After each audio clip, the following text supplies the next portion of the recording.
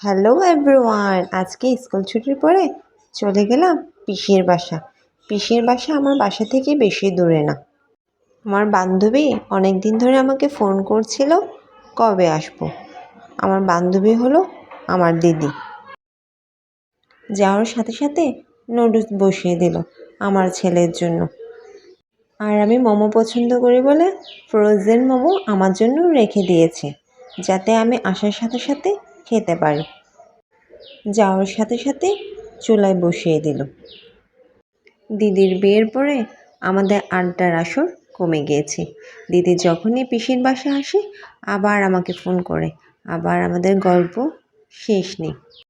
একজন বড় বোন থাকা ভাগ্যের বিষয়। যার বড় বোন আছে সেই জানে কত কেয়ার করে। যখনই যায় কি খাওয়াবে কি না খাওয়াবে হয়ে যায়। দিদির রান্না হাত অনেক ভালো, অনেক মজা মজা রান্না করতে পারে। অনেক মজা হয়েছে। দিদির কিন্তু একটা ছোট পুচকু আছে। পুচকুটা এখন হাঁটতে জানে। হাঁটি হাঁটি পা করে সারা ঘর দুষ্টামি করে থাকে। যাই হোক, দিদি আমাকে ভালোবেসে মোমো বানিয়ে ফ্রোজেন করে রাখলে, আবার বানিয়েও খাওয়ালে। তুমি একজন ছোট বাচ্চার মা, এত কিছু করে খাওয়ালে, তোমাকে অনেক অনেক ধন্যবাদ। আমাদের দুই বোনের ভালোবাসা যেন অটুট থাকে, কারণ নজর না লাগে।